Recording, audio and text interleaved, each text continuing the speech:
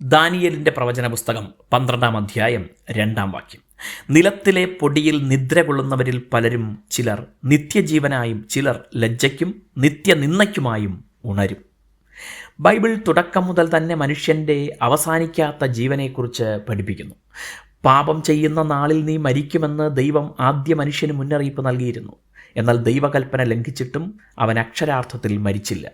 പിന്നെയും ജീവിച്ചിരിക്കുകയും മക്കളെ ജനിപ്പിക്കുകയും ചെയ്തു.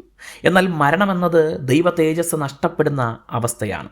ദൈവവുമായുള്ള ശരിയായ ബന്ധം നഷ്ടപ്പെടുന്നതാണ്. ദൈവത്തോടുള്ള കൂട്ടായ്മയിൽ നിന്ന് നഷ്ടമാകുന്ന ദുഃഖകരമായ അനുഭവമാണ്. മനുഷ്യൻ മരിച്ചുകൊണ്ടിരിക്കുകയും പാപം ജീവിച്ചുകൊണ്ടിരിക്കുകയും ചെയ്തു.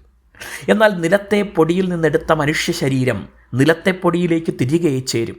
ഇതിനെ ദാനിയേൽ പ്രവാചകൻ വിശേഷിപ്പിക്കുന്ന ആലങ്കാരിക പ്രവചന പദമാണ് നിലത്തെ പൊടിയിൽ നിദ്ര കൊള്ളുന്നവർ എന്ന്. അവരെല്ലാവരും ഒരിക്കൽ ഉയർത്തെഴുന്നേറ്റ് വരുമെന്ന് ദാനിയേൽ പറയുന്നു. മരിച്ചവരെല്ലാം ഉയർത്തെഴുന്നേൽക്കുമെങ്കിലും അവരെ പൊതുവിൽ 2 വിഭാഗങ്ങളായി തിരിച്ചിരിക്കുന്നു. ഒരു വിഭാഗം നിത്യജീവനായി എന്ന് പറയുമ്പോൾ മറ്റേത് നിത്യനിന്ദയ്ക്കായി. നിത്യജീവൻ്റെ വിപരീത പദം നിത്യമരണം ആണെങ്കിലും ഇവിടെ നിത്യനിന്ദയ്ക്കായി എന്നെഴുതുന്നു. അതായത് അവർക്കൊരു ഉന്മൂലനമുണ്ടാവുകയല്ല, എന്നാൽ നിത്യജീവനുമല്ല. അപമാനമില്ലാത്ത ഒരു നിമിഷവും ഇല്ലാതെ ജീവിക്കേണ്ടി വരിക, അത് നരകാവസ്ഥയല്ലാതെ മറ്റെന്താണ്? നിത്യനിന്ദയുടെ വിപരീത പദം നിത്യ അഭിമാനമെന്നതാണ്. ഓരോ നിമിഷവും അഭിമാനത്തോടെ എന്നേക്കും ജീവിക്കുന്നത് സ്വർഗഭാഗ്യമല്ലാതെ മറ്റെന്താണ്?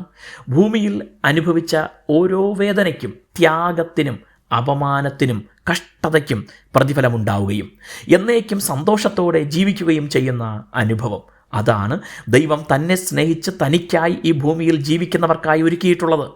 യേശുക്രിസ്തുവിനെ അഭിമാനത്തോടെ ഈ ഭൂമിയിൽ മനുഷ്യരുടെ മുന്നിൽ ഏറ്റുപറയുന്നവരുടെ പേര് അവിടുന്ന് പിതാവാം ദൈവത്തിൻ്റെയും ദൂതന്മാരുടെയും മുന്നിൽ ഏറ്റുപറയുമ്പോൾ ഉണ്ടാകുന്നത് എത്ര വലിയ അഭിമാനമാകും. ദൈവം നമ്മെ അനുഗ്രഹിക്കട്ടെ.